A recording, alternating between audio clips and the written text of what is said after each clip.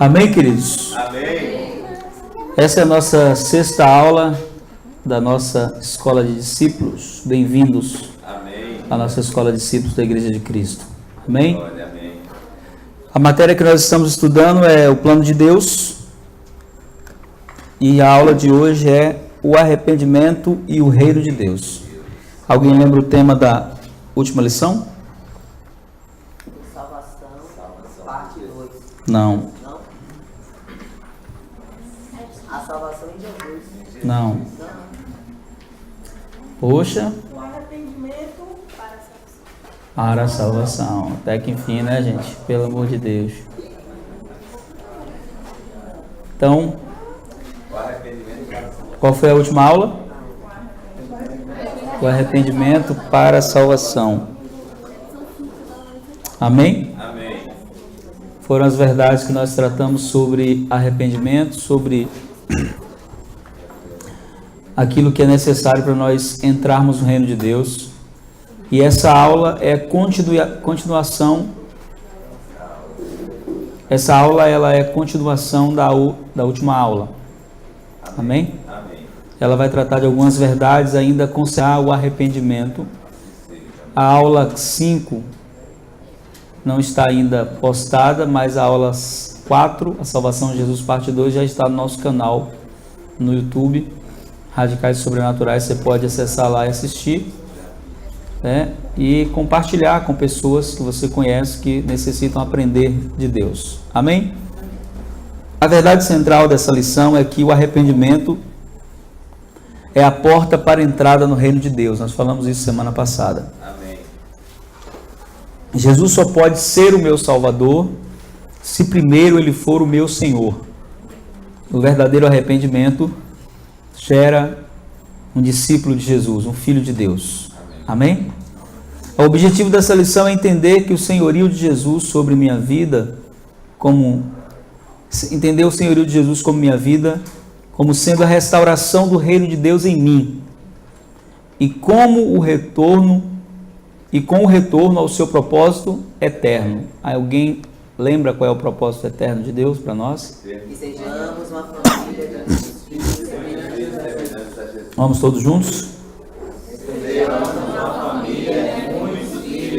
Semelhantes a Jesus. Esse é o propósito eterno de Deus. Amém? Amém. Nós vamos ler alguns versículos que estão separados para no início da nossa aula hoje.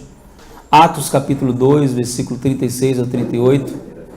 Pessoal aqui da primeira fileira, Thaisa.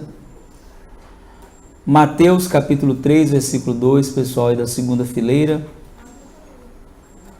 Lucas capítulo 8, versículo 1, pessoal da terceira fileira. E Atos 28, versículo 30 e 31, pessoal da quarta fileira. Então vamos começar com Thaisa em Atos capítulo 2, versículo 36 ao 38. Pode ler em voz alta, por favor, porque nós estamos gravando e eu estou longe de vocês para o microfone conseguir captar aquilo que você está falando.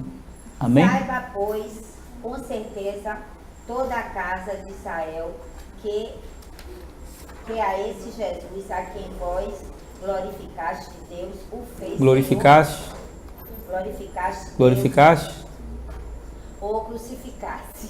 Deus o fez Senhor e Cristo. E ouvindo eles isto, compungiram-se com seu coração e perguntaram a Pedro e aos demais apóstolos: que fazemos, varões irmãos? Que fazemos? Que faremos? E disse-lhes Pedro: arrependei-vos a cada um de vós, seja batizado em nome de Jesus Cristo, para perdão dos pecados, e recebereis o dom do Espírito Santo. Porque a promessa vos diz respeito a vós, a vossos filhos e a todos os que estáis longe, a tantos quantos Deus no Senhor chamar. Amém? Amém. Mateus 3:2, alguém da segunda fileira? Dizendo: arrependei-vos, porque é chegado o reino dos céus.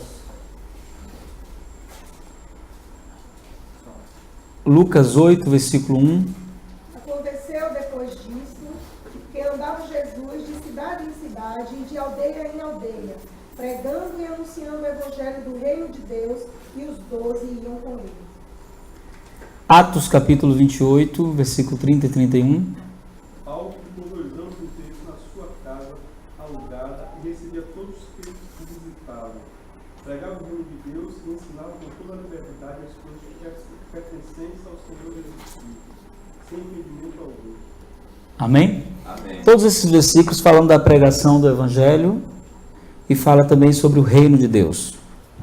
É interessante nós entendermos que o reino de Deus era a centralidade da mensagem de Jesus. Nós falamos aqui na primeira aula, e talvez alguns de vocês não se recordem mais, por isso que nós estamos gravando, para que você ouça exaustivamente, para que essas verdades elas comecem a criar raízes em vocês. Quando você quer aprender algo, um dos grandes segredos é a repetição. Repetição é a técnica de aprendizagem. Então, quanto mais eu ouço, mais familiarizado eu fico com aquilo. Então, chega um momento que eu não sei porque eu decorei, eu sei porque eu sei. E aí, então, eu já estou sabendo de verdade e fato. Explicar, dizer como é. E na primeira lição, nós explicamos que raramente Jesus pregou salvação. Você vai encontrar poucas vezes o assunto salvação sendo tratado diretamente com Jesus. O assunto principal da mensagem de Jesus era o reino de Deus. Então Jesus anunciava o reino de Deus. As poucas vezes que Jesus fala de salvação, uma delas é com Nicodemos, mas baseada em uma pergunta que ele faz. Mas Jesus centralizava a sua mensagem, sustentava ela num assunto só, reino de Deus. O reino de Deus é chegado, o reino de Deus é isso. Quando ele falava do evangelho, ele não falava do evangelho da salvação. Ele falava do evangelho do reino. Essa era a expressão que ele usava nas parábolas, essa foi a expressão que ele usou em Mateus 24:14, quando ele diz assim, olha, e se esse evangelho do reino for pregado em todas as nações, então virá o fim. Ele fala na parábola do semeador, a partir de Mateus capítulo 13, e o semeador semear a palavra do reino. Então o assunto do evangelho de Jesus era o reino. Ele pregava o evangelho do reino de Deus, até porque Jesus entendia que não tem como você alcançar a salvação sem você aceitar, na verdade, o reino de Deus. Às vezes nós dizemos que, como fomos salvos, nós aceitamos Jesus. Na verdade, não. Na verdade, nós aceitamos o reino dele. E o seu reino envolve o seu governo sobre nós.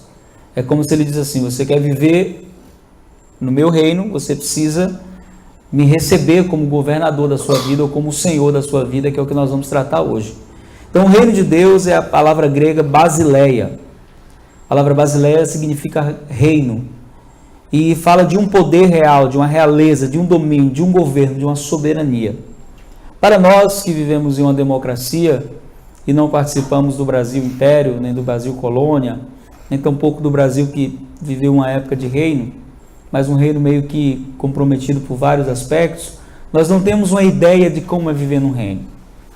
A ideia que nós temos é a ideia de uma liberdade que nós desfrutamos a qualquer custo, e isso foi o que a gente aprendeu desde que nasceu. Então, quando nós falamos do reino, muitas pessoas até amam a ideia do reino, mas elas não conhecem o conceito verdadeiro do que é o reino de Deus. E o reino de Deus é o seu domínio e o seu governo sobre todos os homens e sobre toda a criação. Deus tem o direito de governar sobre tudo, porque Ele é o Criador. Então, a palavra reino dos céus fala da expansão que o reino de Deus tem. O reino de Deus ele tem manifestações locais, ele tem manifestações universais. O reino de Deus ele tem expressões momentâneas, ele tem expressões eternas. Então é um reino que não dá para se comparar ao reino dos homens. Quando Jesus está preso diante de Pilatos, ele diz assim, você sabe, se tu és rei, ele diz assim, me diga, onde está o seu reino? E ele deixa bem claro, o meu reino não é desse mundo. Porque o reino desse mundo, ou os reinos desse mundo, eles são conquistados na força do braço. O reino de Deus é dele porque ele é o Criador de todas as coisas. O Salmo 89, versículo 11, e o Salmo 47, versículo 2 e 7 fala sobre isso. Teus são os céus, tua a terra, o mundo e a sua plenitude, tu a fundaste. A rebelião do homem e dos demônios é uma afronta ao governo do Criador. A obra de salvação de Deus propõe por meio de Jesus, a obra de salvação que Deus propõe por meio de Jesus, é uma obra de reconquista do seu reino sobre os homens. A restauração do propósito eterno de Deus é a restauração do seu reino, do seu governo de justiça, alegria e paz, conforme está escrito em Romanos 14, 17. O reino de Deus não é comida nem bebida, mas paz, justiça e alegria do Espírito Santo. Colossenses 12, versículo 3, Colossenses 1, versículo 12 e 13 diz que Deus, através de Cristo, nos tirou do império das trevas e nos transportou para o reino do seu Filho amado. Amém? Eu sempre gosto dessa expressão que Paulo usa para distinguir o governo de Satanás e o governo de Deus. Todas as vezes que Paulo fala do governo de Satanás, ele mostra que há uma rebelião. E aqui ele diz que nós estávamos presos em um outro império. Lá em Efésios capítulo 2, diz que nós estávamos sob o domínio do príncipe das potestades do ar. Vamos ver esse texto, ele não está incluso aqui, mas eu quero ler com vocês. Efésios capítulo 2. Epístola de Paulo aos irmãos de Éfeso, capítulo 2. Quem encontrar pode ler do versículo 1 em diante. Ele vos deu vida, estando vós mortos nos vossos deleites e pecados. Até onde? Pode seguir. Nos quais andastes outrora, segundo o curso deste mundo, segundo o príncipe da potestade do ar, do Espírito, que agora atua nos filhos da desobediência. Amém. Então, olha só o que ele diz, que Deus nos resgatou por meio de Cristo. E quando ele nos resgatou, nós estávamos como? Qual era a nossa condição? Mortos. Estávamos mortos em nossos delitos e nossos pecados. Então, o que ele fez? Ele nos deu vida. Nos deu o quê? A palavra no grego aí é a palavra zoe. Ele nos deu zoe. O que é zoe? Zoe é a vida de Deus. Ele repartiu da sua vida conosco. E ele fala que antes nós andávamos no passado conforme o curso desse mundo.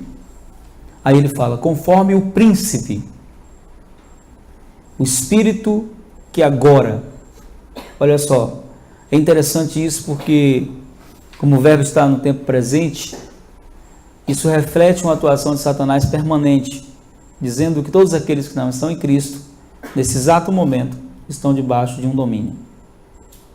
Ele diz, o espírito que agora opera em quem? Nos filhos da desobediência. O que foi que nos tirou do governo de Deus? A desobediência de Adão. A Bíblia, nós vimos isso, foi um dos textos que nós decoramos, né? Que diz que por meio de um homem entrou o pecado no mundo e com o pecado entrou a morte, e a morte passou a todos porque todos pecaram. Mas assim também a vida veio pela obediência de um homem. Então, o que Paulo está dizendo aí em Efésios capítulo 2? Ele está dizendo que todos aqueles que estão debaixo da desobediência a Deus, eles estão debaixo de um domínio espiritual. Ainda que eles não acreditem nisso, ainda que eles achem que não, que é coisa que a gente inventa, que é coisa da nossa cabeça, que não é bem assim, mas aquilo que está escrito não pode ser invalidado. Aí diz que as pessoas que não estão debaixo do governo de Deus, estão em desobediência a Deus, elas estão debaixo de um outro domínio. Existe uma diferença entre governo, com a palavra voltada para reino, que é a palavra que a gente vai ver mais adiante, e a palavra domínio. Domínio fala de algo tomado por meio da força.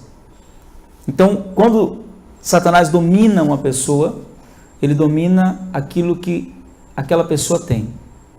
E aí diz que todos os filhos da desobediência, eles nesse momento, eles estão debaixo de um domínio. Então, quando é que o reino de Deus avança? Quando o domínio de Satanás é tirado e o governo de Deus chega na vida de uma pessoa. Um exemplo disso que eu estou falando. Jesus está expulsando demônios. E os fariseus dizem para ele assim, você expulsa demônio por Beelzebul. Ele diz, não faço isso. Pelo contrário, se eu expulso demônios, é porque o dedo de Deus está operando. E o reino de Deus chegou. Então, cada pessoa que é liberta do domínio de Satanás faz o reino de Deus avançar. Amém? Amém. Deus não conquista territórios, por favor. Deus não conquista territórios conquistando geografias. Ainda que a gente entenda que as geografias são importantes, Deus conquista território conquistando pessoas. Amém? Amém. Cada pessoa conquistada pelo Evangelho é um território perdido para Satanás e um território onde o governo de Deus se estabelece. Se essa pessoa está em uma casa, o reino de Deus chegou ali. Se essa pessoa está em uma cidade, o reino de Deus chegou ali. Amém? Então ele nos transportou. E a palavra transportou aqui fala que ele nos tomou da mão. É como se ele tivesse, por meio da força, nos tirado das mãos daquele que nos dominava. E nos transportou para o reino do seu Filho amado. A salvação em Cristo é a saída do império das trevas para a entrada no reino de Jesus. No entanto, não são os dois reinos em igualdade. O império das trevas só opera por causa da independência do homem em relação ao governo de Deus. Quando esse homem se arrepende e volta para o reino de Deus, o domínio de Satanás é quebrado. Amém? Amém. Você, como filho de Deus, não pode permitir que nada de Satanás te domine. Por quê? Porque você tem a autoridade do reino de Deus sobre os seus ombros. Amém?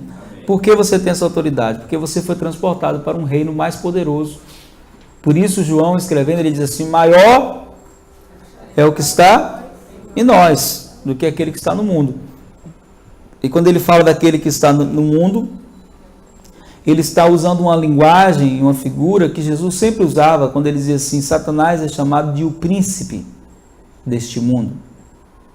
A palavra príncipe não fala de nobreza nesse caso, mas fala de autoridade, que a palavra no original é principado, um domínio, um governo. E a segunda coisa que a gente precisa entender é que, alcançados por esse reino, nós temos uma responsabilidade.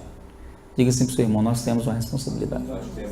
Como discípulos de Jesus, nós temos uma responsabilidade. Nós temos um encargo do reino, amém? Qual é o encargo? Nós somos os guardiões da mensagem do reino. Imagine você se você recebesse agora um e-mail da rainha da Inglaterra dizendo que escolheu você no Brasil para ser o representante da Inglaterra agora. A gente não vai mandar um embaixador, você vai ser o representante, você vai ter todas as regalias, você vai ter todos os privilégios que a Inglaterra lhe oferece, você ia se sentir muito honrado, sim ou não? Sim. Mas o reino que você representa é muito maior que o reino da Inglaterra. Amém. O reino que você representa, ele é muito superior. O reino que você representa, ele está acima de qualquer reino dessa terra. E esse reino, ele tem uma mensagem. E essa mensagem se chama Evangelho. O Evangelho do reino. A palavra Evangelho significa boa nova, boa notícia. O Evangelho do reino é a boa notícia da restauração do reino de Deus através de Cristo Jesus. O reino de Deus, ou o reino do céu, sempre foi o tema da pregação e ensino de Jesus. Por várias vezes ele chamou a sua mensagem de boas notícias, Evangelho do reino de Deus. O reino de Deus também foi o assunto que sempre marcou a proclamação e o ensino da igreja do primeiro século. Observe alguns exemplos. Jesus pregava o Evangelho do reino, curava enfermos e expulsava demônios. Isso é o que chamamos de sinais do reino. Então esses sinais eles devem nos acompanhar. Expulsar demônios, curar enfermos. Mateus 9,35, Lucas 8,1 fala sobre isso. Jesus ia passando por todas as cidades e povoados, ensinava nas sinagogas, pregando as boas novas do reino e curando todas as enfermidades e doenças. Após a sua ressurreição, ele continuou falando das coisas do reino de Deus. Atos 1,3 diz, esse é o relato das coisas que Jesus começou a fazer através de seus apóstolos. Quando nós estamos fazendo a Blitz do Amor no Radicais, nós vamos orar por pessoas nas ruas, por cura, nós temos ensinado os irmãos a fazerem uma oração dizendo assim: eu chamo agora a verdade do reino de Deus sobre você. No reino de Deus não há enfermidade, por isso agora essa enfermidade desapareça e a verdade do reino se manifeste e as curas acontecem. Por quê? Porque no reino de Deus não há dor, não há morte, não há perca, não há sofrimento. O reino de Deus é um reino de justiça, paz e alegria. Amém? Ainda que vivendo aqui na terra a gente passe por tudo isso, estando no reino, isso não faz parte do reino. Eu sempre digo que o reino é o projeto original de Deus. E no projeto original de Deus nós somos mais que vencedores em tudo. Filipe pregava em Atos capítulo 8, versículo 12, acerca do reino de Deus, e as pessoas criam e eram batizadas. Atos 19, versículo 8, 28, 23 até o 30 e o 31, o ministério do apóstolo Paulo, ele ensinava sobre o reino de Deus nas sinagogas e na sua casa. Diga para o seu irmão, a sua casa é uma embaixada do reino de Deus. Você crê nisso? Amém. Então as leis do reino devem funcionar lá dentro. Amém? Veja, o Evangelho é um chamado para voltarmos ao reino, ao governo de Deus. Não podemos pregar outro Evangelho a não ser o reino de Deus. Não há outro Evangelho, não há outra boa notícia, senão a obra de Jesus e o seu governo sobre nós. O Evangelho não é um convite para um entretenimento religioso, nem para uma vida de aparências piedosas, sem mudança interior e sem arrependimento. Nós falamos isso semana passada, que muitas pessoas, mesmo estando em uma igreja evangélica, elas não estão ainda no reino. É muito interessante isso. Eu quero ler um texto com vocês, que é um texto que quando eu leio para pastores, eles ficam meio me olhando assim estranho, né? Dizendo assim, esse cara está maluco. Mas é um texto interessante que fala sobre a diferença entre você ver o reino e você entrar no reino. Tem muita gente dentro das igrejas vendo o reino, mas não entrou ainda no reino. Eu não quero só ver, eu quero entrar. Então Jesus, falando com Nicodemos em João capítulo 3, ele diz assim no versículo 3: em verdade vos asseguro que se alguém não nascer de novo, não pode ver o reino de Deus. Amém? Amém. E ele segue dizendo, né, Nicodemos: como pode um homem nascer sendo velho? Pode todavia entrar pela segunda vez no ventre da sua mãe e nascer novamente? Jesus respondeu: em verdade te digo que quem não nascer da água e do Espírito não pode entrar no reino de Deus. Então, geralmente, quando eu leio esse texto, eu faço uma pergunta: o que é necessário para entrar no reino de Deus? E a resposta é? Qual é a resposta? Qual é a resposta, gente? Nascer da água e do Espírito. Nascer da água e do Espírito. Geralmente as pessoas respondem: nascer de novo. Mas aqui não diz isso. O texto não diz que você nascendo de novo você entra no reino. O texto diz no versículo 3 que ao nascer de novo você passa a ver o reino. Amém? O que é ver o reino? Você passa a ter uma visão clara das coisas de Deus. Mas Deus não quer só que você veja, Deus quer que você entre. É algo mais profundo. E para entrar, você tem que nascer da água e do Espírito. Isso fala da revelação da palavra de Deus em você. Isso fala da palavra de Deus ganhando vida. A água na Bíblia representa a palavra de Deus. É como se a sua alma fosse lavada pela palavra e a sua ótica fosse sendo transformada. Mas você não nasce só da água, você nasce do Espírito. Esse nascimento aqui, ele fala de algo constante. Fala de algo que acontece todos os dias, ou seja, o Espírito Santo vai me transformando cada dia conforme a imagem de Jesus. Então eu não vou só ver os milagres, eu não vou só ver o enfermo ser curado. Quando eu só estou vendo o enfermo ser curado, eu estou vendo o reino, amém? Mas eu também vou ser usado para curar enfermos, aí eu estou dentro, amém? Eu não vou só ver o milagre acontecer, não, eu vou ser agente de milagres, eu estou dentro, amém? Diga para o seu irmão, eu estou dentro desse negócio, eu estou dentro. Eu não quero ser um espectador no reino de Deus. Eu quero estar atuando para que o nome de Jesus seja glorificado. Isso é entrar no reino. Isso é liberar água sobre as pessoas, liberar vida sobre as pessoas. Isso é liberar o Espírito sobre as pessoas. É o Espírito fluir a partir de você. E aí eu preciso nascer da água e do Espírito. Eu preciso ser gerado pela palavra, eu preciso ser direcionado pelo Espírito. Aí eu vou experimentar as manifestações do reino de Deus. O tópico 3 diz que o arrependimento é a porta de entrada para esse reino. Primeiro nós falamos que esse reino, ele é o reino de Deus, ele é anunciado através do evangelho do reino, e então tem a porta do reino. Qual é a porta? O arrependimento. A entrada no reino de Deus depende de arrependimento verdadeiro. Mais uma vez, não é difícil entender essa verdade. Preciso me arrepender da independência e desobediência a Deus, submetendo-me ao seu reino, ao seu governo sobre a minha vida. Submeter-me ao seu reino é fazer a sua vontade, não a minha. Em outras palavras, é viver de novo o seu propósito eterno. Então, quando eu digo assim, eu estou vivendo no reino de Deus, eu estou dizendo assim, Deus governa sobre mim. Amém. Quando eu digo, venha o teu reino, eu estou dizendo, governe sobre nós. Venha o teu governo sobre a minha vida. Então, a palavra final na minha vida não é mais minha. A palavra final é dele sempre. Amém. Amém? E sempre dele. A pregação de Jesus e da igreja original sempre foi: arrependam-se, pois o reino de Deus chegou. Diferente do que nós temos visto hoje em muitos locais, o convite ao reino de Deus não era muito parecido com o convite às igrejas dos nossos dias. Então era um convite ao arrependimento verdadeiro. João Batista pregou isso, ele disse: arrependei-vos, porque é chegado o reino dos céus. Mateus 3:2. Jesus pregou: o reino de Deus está próximo, arrependam-se e creiam no Evangelho. Marcos 1, versículo 14 e 15. Pedro pregou: este Jesus que vós crucificastes, Deus o fez Senhor e Cristo, arrependei-vos. Amém? Então não dá para pregar o Evangelho sem pregar arrependimento. Não dá. Então quando você prega o Evangelho, você tem que levar a mensagem de arrependimento. E o sinal de que a pessoa de verdade quer Jesus, não é só porque ela diz que quer. Não é porque ela levantou a mão. É porque ela se arrependeu. Amém. E o arrependimento verdadeiro manifesta fruto. Fruto digno de arrependimento. Jesus falou isso e João também. Então, Jesus, ele é o Senhor do reino, é o quarto ponto. Jesus só pode ser o meu Salvador se ele for o meu Senhor. Se ele não for o meu Senhor, esquece a ideia de salvação.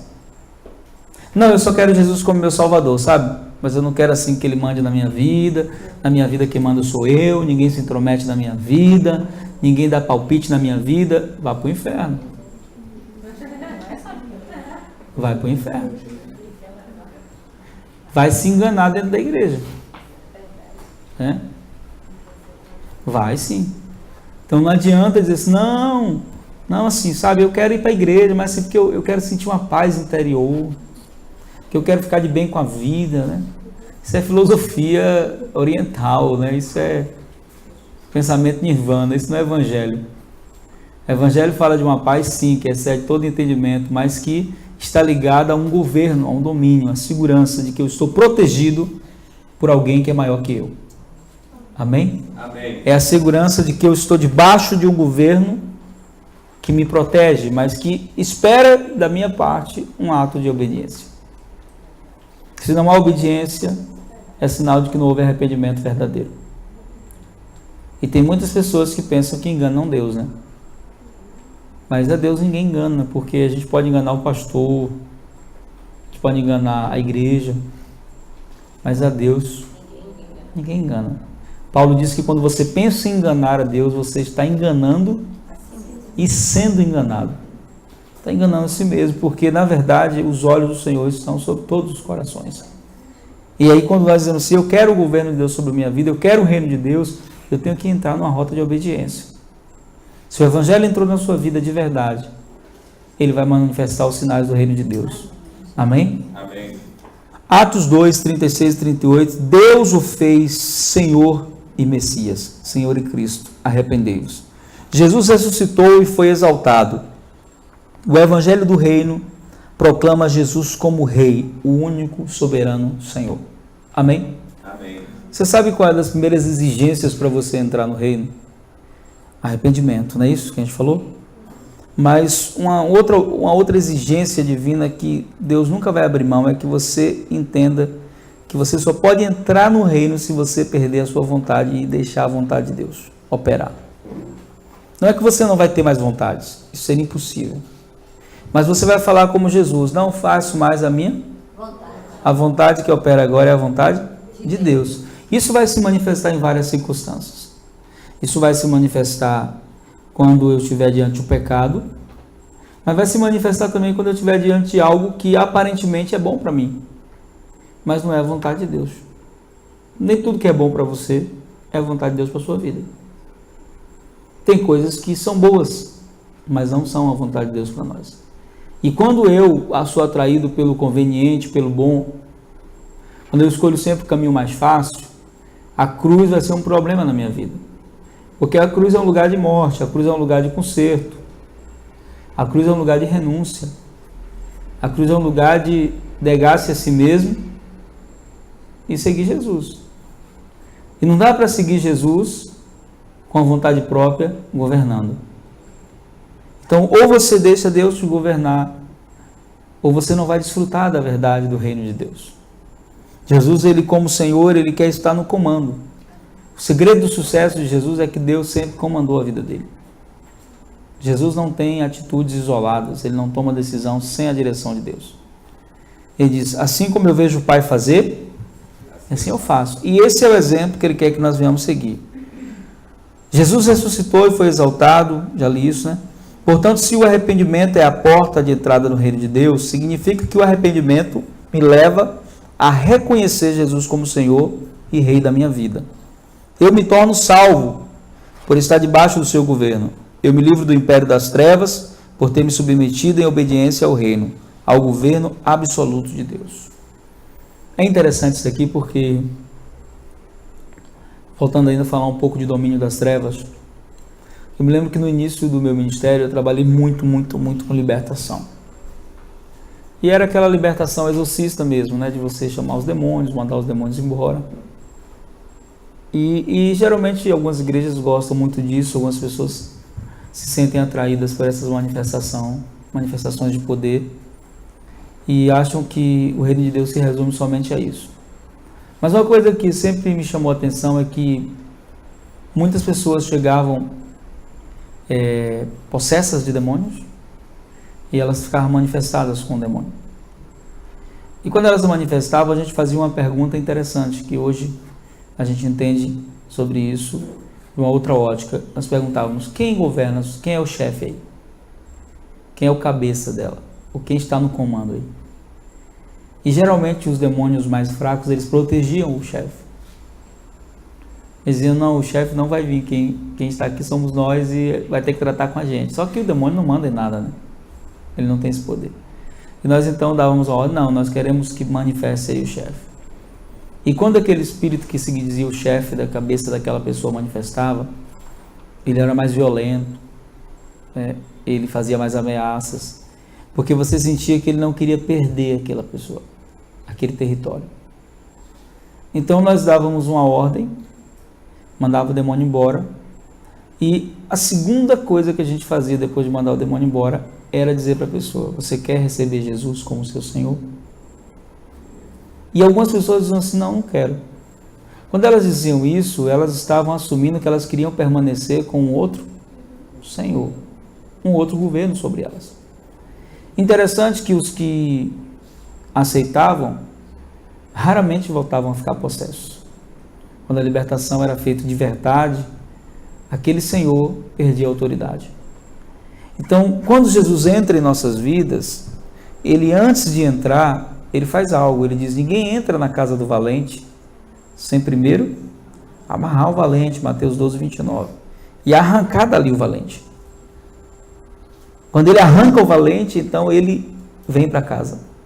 Porque se a casa ficar vazia, o que acontece? Aqueles espíritos vão voltar e vão trazer outros piores. Então, as trevas, elas trabalham dentro desse princípio da ordem. Mas é interessante porque os demônios, eles respeitam esse princípio da ordem. Geralmente, um demônio não invade um território de outro. Isso é incrível. Quem disse isso? Jesus. Ele disse, se Satanás expulsar a Satanás, o seu reino não vai subsistir. A casa dividida não pode prevalecer. E quando, pegando esse exemplo da casa dividida, às vezes a nossa alma é a casa dividida. Às vezes nós estamos da nossa alma debaixo de vários governos, menos debaixo do governo de Deus. Então às vezes eu estou debaixo do governo da minha vontade, às vezes eu estou debaixo do governo da vontade da minha carne, dos espíritos que me assediam, mas para que haja um governo permanente, eu preciso me render a um governo só, que é o de Deus. Quando eu me rendo a esse governo só, Satanás não pode tocar em mim. 1 João 5,18, aquele que é nascido de Deus não permanece no pecado e o maligno não lhe toca. Amém? Romanos 10,9 diz, se você confessar com a sua boca que Jesus é Senhor e crer em seu coração que Deus os ressuscitou dentre os mortos, está salvo. Uma discípula me mandou uma pergunta na família, em off, ela mandou em off, não mandou no grupo da família não. Uma discípula aqui da igreja. Ela estava no trabalho dela conversando com algumas pessoas que são do candomblé e outras do espiritismo. E aí uma pessoa do candomblé perguntou para ela, do espiritismo também perguntou para ela, por que quando uma pessoa recebe o espírito, lá na igreja de vocês dizem que é o Espírito Santo? E por que as pessoas quando recebem um espírito lá no espiritismo ou no candomblé, vocês dizem que é um espírito maligno? Por que vocês falam isso? Por que lá na igreja tem que ser o Espírito Santo e por que aqui tem que ser um espírito ruim? Sendo que eu já fui na igreja, a moça falou, né? E eu vi que o que acontece lá no espiritismo acontece na igreja. O espírito praticamente faz a mesma coisa, ele cura, ele abençoa. Essa é uma visão dela, ela falando. Então, qual a garantia que você tem de que de verdade não é o Espírito Santo que está operando aqui no espiritismo? De que aquele santo que a gente chama de orixá não é um santo mesmo? E ela, inexperiente, né, não soube responder, ela me perguntou, pastor, qual é a diferença? Pergunta para a classe.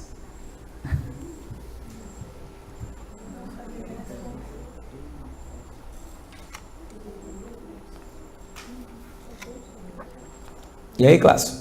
Quando reconhece que Jesus é o Senhor. Reconhece que Jesus é? O Senhor. Eu falei com ela, olha, Não existe outro Senhor. nenhum desses espíritos vão reconhecer que Jesus é o Senhor. Nenhum deles. E eu falei para ela assim, você vai dizer para ela assim, olha, para ela perguntar no dia que ela estiver na sessão, para esse espírito se Jesus é o Senhor. E mandar ele confessar que Jesus veio em carne, para na carne desfazer as obras do diabo. Se ele falar, pode botar a mão pode botar a cabeça para ser abençoado, que é Espírito Santo. Mas não vai falar. Porque uma pessoa que não está debaixo do governo do Espírito Santo, está debaixo do governo de demônios, não conseguem falar isso. Então o Espírito baixou aqui, eu sou fulano de tal. É? Você reconhece Jesus como Senhor? Então sai fora, que é espírito de engano. Amém? Então, as manifestações, elas podem ser parecidas, né? Eu me lembro que eu me converti em uma igreja que não tinha um reteté. Né? A igreja que eu me converti não tinha a galera rodando, a galera no mistério, não tinha nada disso. E eu me lembro a primeira vez, depois que eu saí dessa igreja, que eu fui no monte. E eu vi o povo rodando. Falei, nossa, o povo tudo endemoniado. Esse povo tá tudo cheio de cão. E aí eu me lembro que eu me sentei num canto, assim, fiquei sentadinho. E aí meu amigo que me levou disse assim, você não vai para lá para a roda de oração não? Eu falei, rapaz, esse povo tá tudo cheio de demônio. Isso não é demônio não, rapaz, isso é o Espírito Santo. O Espírito Santo assim, rodando assim, caindo assim. Não. Se vier para cá, eu boto a mão na cabeça. Só que Deus sabia que eu não estava fazendo aquilo por zombaria, por maldade. De verdade, eu nunca tinha visto aquilo. Na igreja que eu me converti não tinha aquilo. E aí uma moça veio na minha direção, rodando, né? Eu disse, pronto, é agora o fight. Só que aí ela chegou de longe e ela começou a profetizar para mim. E a profecia foi verdadeira, porque eu pensava e Deus usava ela para falar. Foi muito forte. Então eu saí dali impressionado, que eu nunca tinha visto aquilo. E existem algumas manifestações no meio evangélico que de verdade as pessoas não entendem. Nem todas são de Deus. Não, existe no ambiente daquele ou no ambiente qualquer, existe uma manifestação de Deus, existe uma manifestação da carne, das emoções, né? E pode sim existir uma manifestação satânica. eu já estive no ambiente, estava em Tapetinga ministrando no seminário, e tinha uma mulher profetizando para todo mundo. Quando eu olhei para ela, o Espírito Santo me disse, ela está com um demônio. E quando ela veio na minha direção, eu estendi a mão, ela caiu. E eu começo o nome, e aí o demônio falou o nome. E aí o pessoal depois, né, comigo, pastor, ela botou a mão na minha cabeça e agora faz o quê? Não faz nada, não desfaz. Colocou a mão, não tem poder nenhum. O demônio não tem poder sobre você.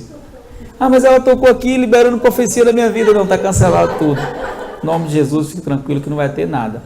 Mas era um espírito de engano. Então, existem esses espíritos que operam e se manifestam e fazem toda essa coisa toda. Agora, a grande verdade é que o senhorio de Cristo é que faz toda a diferença.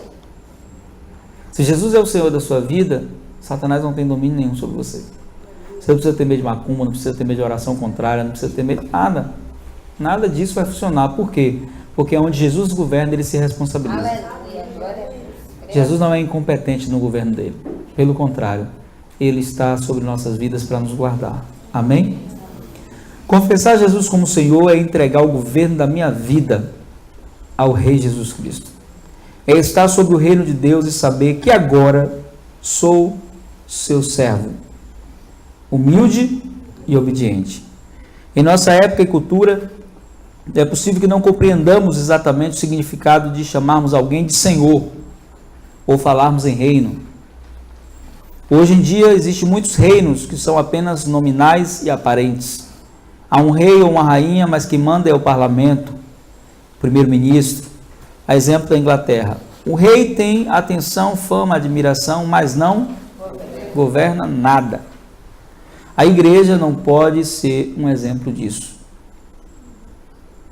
A minha vida não pode ter apenas o governo nominal de Deus e aparente, de um rei que não governa em absoluto, de um Senhor que não é obedecido de forma fiel e incondicional.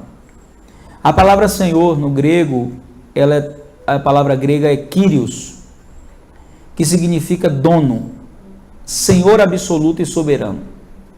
Por isso que quando Jesus fala assim, ninguém pode servir a dois senhores, se você pegar a Bíblia lá no grego, né? Se você pegar, por exemplo, a Orvetrim, que é uma Bíblia que já traz os versículos em grego, você vai ver lá, ninguém pode servir a dois Kyrios. Kyrios fala de um Senhor absoluto, o teu dono, aquele que é dono, você não tem vontade mais, quem manda é ele. Quando aparece a palavra servo, o Novo Testamento fala de alguém que está debaixo de um Kyrios, de um Senhor absoluto. Era um título atribuído ao imperador romano. Então os Césares eram chamados de Kyrios, dono de tudo. Eles poderiam fazer o que quiser.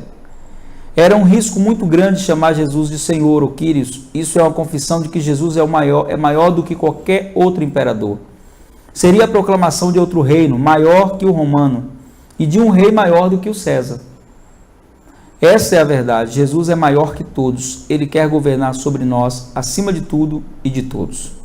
Jesus é o Senhor dos senhores e o Rei dos reis. Apocalipse 17, 14, 19, 16 fala isso.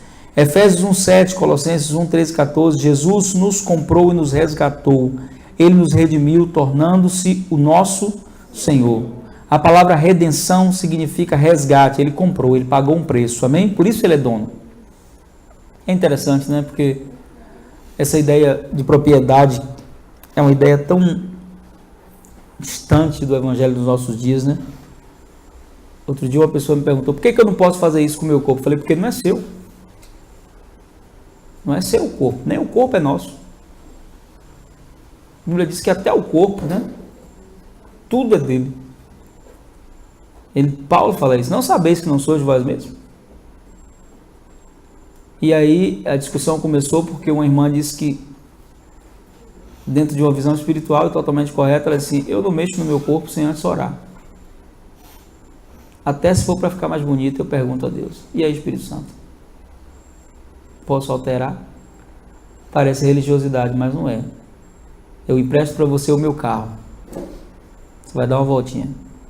Aí você chega lá, olha para o meu carro e diz assim, não gostei desse banco dessa cor. E me devolve minha Amarok linda com os bancos rosa.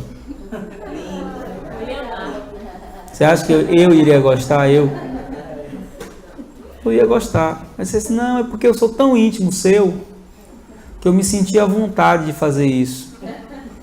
Você recebe um visitante na sua casa e aí você vai dormir, quando você acorda, a sua casa está toda arrumada. Mas os móveis estão todos fora do lugar.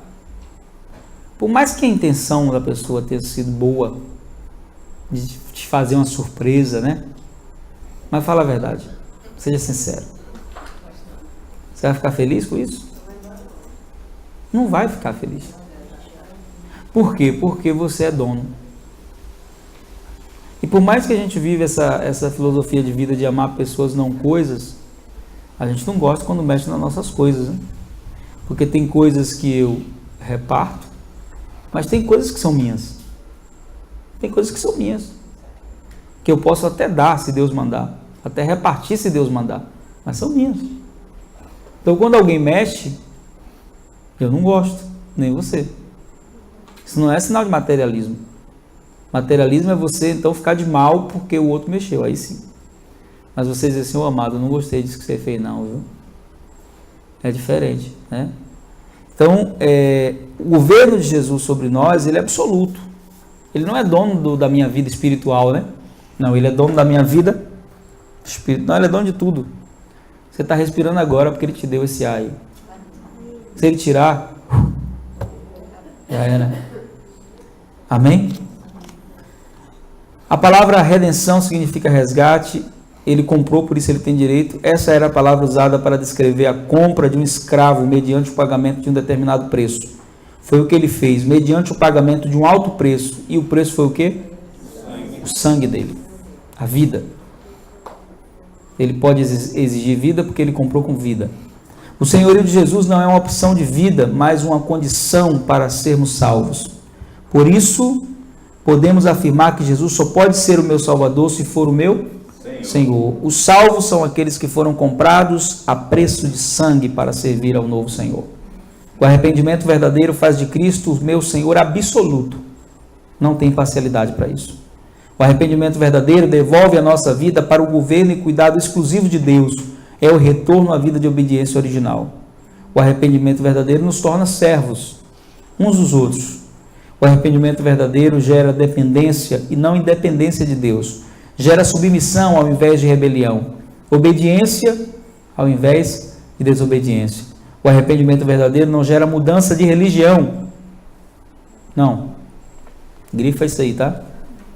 Arrependimento verdadeiro não gera mudança de religião. Tem muita gente que mudou de religião. Arrependimento verdadeiro gera mudança de reino. Amém? O arrependimento verdadeiro gera discípulos de Jesus que buscam viver cada dia mais semelhantes a Ele. O Evangelho do Reino, proclamado por Jesus, é um chamado ao arrependimento discipulado. Ele usa expressões fortes para dar a dimensão clara do verdadeiro arrependimento. Quem quiser, diga para o seu irmão assim, ei irmão, é quem quiser. Não quiser também não tem problema. O problema vem depois que morrer. Né? Quem quiser me seguir e ser meu discípulo, faz o quê? Negue-se a si mesmo. Renuncie todas as suas coisas. Quem quiser ser meu discípulo, começa a ir para a igreja. Não. Começa a dar o dízimo. Não. Começa a assistir programa na televisão. Não. Assistir o canal no YouTube. Não. A seguir o pastor fulano no YouTube. Não. Não? Quem quiser ser meu discípulo, começa a ouvir música evangélica. Não. Não é isso não? Quem quiser ser meu discípulo, Jesus disse que tem que fazer o quê? Negue-se a si mesmo. Tome, A sua cruz. perca a sua vida para encontrá-la. Amém? A nossa submissão ao discipulado cristão é o que mostra o nível do arrependimento e da conversão de reino de Deus. Esse ensino radical de Jesus é a condição para sermos um discípulo, se alguém verdadeiramente convertido e salvo. Essa é a condição para entrarmos no reino de Deus. Não é uma opção para alguns que querem ser apenas mais consagrados ou querem ser religiosos, pastores e etc. Para Deus não importa nada na nossa aparência religiosa, importa a nossa obediência à sua palavra. Foi ao ouvir essas palavras fortes e decisivas de Jesus que muitos dos seus seguidores, no meio da multidão, desistiram da caminhada. Aí vem uma pergunta, e você? Quer ser um discípulo ou quer voltar para o antigo Senhor? Quer ser um discípulo ou quer voltar para o reino antigo? Pois é, eu já sou, não estou. É sem volta, né? É pegar uma carreta ladeira acima, sem freio. Só, a única opção é acelerar. Amém? Momento de aprendizado. Jesus nos ensina que o reino de Deus está dentro de nós, em nosso meio. Lucas 17, 21. Pergunta aí para você: Jesus é o rei do seu interior? Jesus nos adverte que não basta chamá-lo de Senhor. Você apenas o chama de Senhor ou realmente faz a vontade dele? O reino e senhorio de Jesus são sua vontade sobre a o reino e senhorio de Jesus são sua vontade sobre a nossa. Sua vontade é o seu propósito eterno. Você quer que ele seja Senhor sobre você? Sim, ele é. Tarefa semanal: após ler o texto dessa lição, medite conforme foi sugerido acima e ore de acordo com a sugestão abaixo. Compartilhe suas respostas com os irmãos da célula. Como nós não estamos ainda com célula, pode ser com os irmãos da escola. Amém? E orem juntos. Motivo de oração da semana: Jesus ensina o discípulo a orar pela manifestação do reino de Deus. Sua vontade, Mateus 6,10. Ore assim por sua vida, sua família e por vidas que ainda não estão sobre o reino de Deus. Ore para que o arrependimento te leve ao nível discipulado verdadeiro.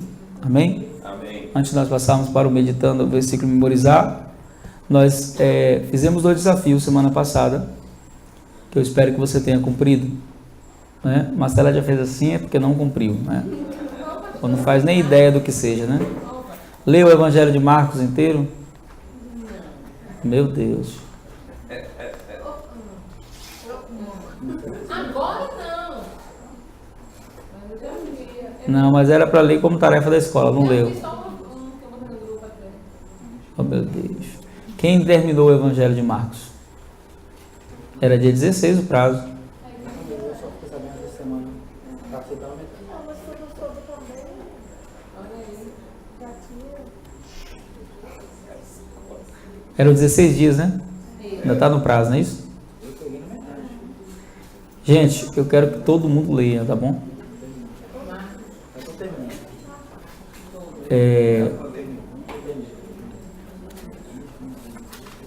Quero um resumo escrito. Quero um resumo escrito de cada capítulo. Amém? Postado. Não, na minha mão. Assinado aqui, ó. Fulano de tal. Ok? Amém. Resumo. O capítulo 1, que o versículo que mais me chamou a atenção foi esse aqui, tal. Capítulo 2, o que é que Jesus trata no capítulo 2? No capítulo 2 ele trata esse assunto. Capítulo 3, tal. Pastor, o senhor quer que coloque o versículo e coloque alguma coisa do que a gente entendeu? Escreva algo que a gente entendeu? Ok? Todo mundo. E aí o prazo é só até, sem ser nessa aula que vai vir, na outra. Então vocês têm 15 dias para trazer um resumo com o seu nomezinho, né? Pastor, não consigo não. Irmãos, em 15 dias você termina. É um capítulo por dia. Se você ler 2, você termina em menos de 15 dias. 8 dias no máximo. Quero um resumo escrito, amém? Eu quero que vocês entendam algo muito importante. A gente não está vindo aqui toda terça-feira para brincar de escola. A proposta é que você aprenda. Mas eu não posso fazer a sua parte.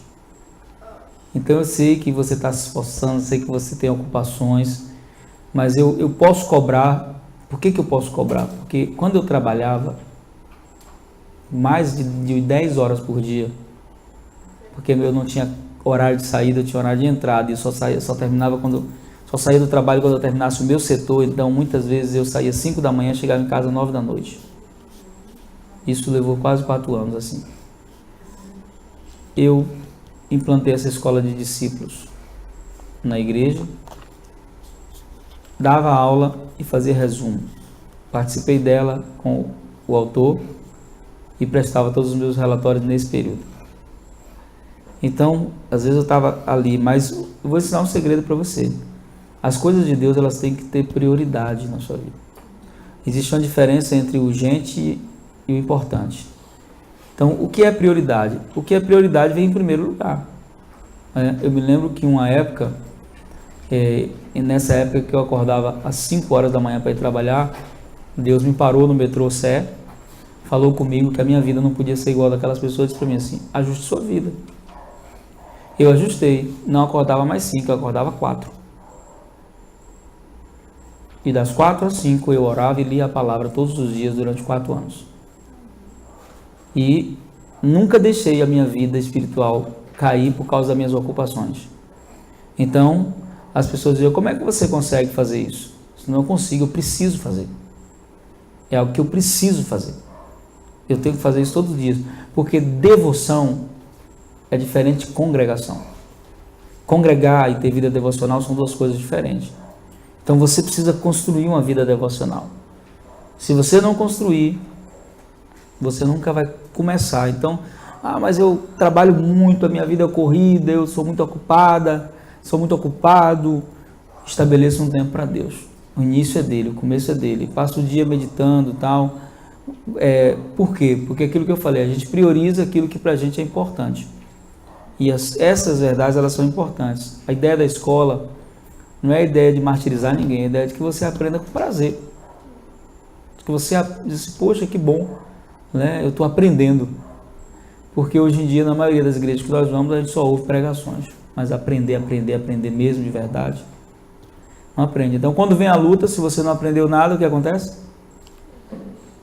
Você é levado pela luta, fica frio, fica morno, não sente mais prazer na presença de Deus. Amém? Quem vai falar o versículo da semana passada? Alguém se habilita? Arrependemos, pois, e convertei-vos, para que possam ser perdoados os nossos pecados. Cancelado. Apagados, perdoados. Mais alguém? Arrependei-vos, pois, Ó Zé, dá um e desafio. convertei-vos, para que sejam cancelados os vossos pecados. Amém. Glória a Deus. Mais alguém, Marcela? Arrependei-vos, pois, e convertei, Ó Tito, ó. para que sejam cancelados os vossos pecados. Depois de 2 vezes ouvir, se não aprendesse, tão pequeno, né? Atos 3:19. Agora a gente vai fazer assim, ó. Para não ficar no acaso, cada semana eu vou selecionar 3 pessoas. Então, semana que vem aí, a gente vai ter aí. E detalhe, não falte porque você vai ser você não, senão na outra semana você vai ter que falar o da outra semana também. Amém? O próximo versículo é Atos 2:36, né? Esteja absolutamente certo, toda a casa de Israel, de que é esse Jesus que vocês crucificaram, Deus o fez Senhor e Cristo. Esse é muito fácil. Esteja certo, toda a casa de Israel, que é esse Jesus que vocês crucificaram, Deus o fez Senhor e Cristo. Então, Lorena, semana que vem vai falar. Eli vai falar. E quem mais? Deixa eu ver, meu pai. Tamile vai falar também. Amém, Tico? Amém. Amém, irmãos? Quero incentivar vocês a ouvirem as mensagens depois de postadas, comentarem no grupo e edificar uns aos outros. Amém? Nós vamos orar nesse momento. Queria que vocês se colocassem de pé nessa hora. Logo depois nós vamos estar ofertando nessa noite ao Senhor. Glória a Deus.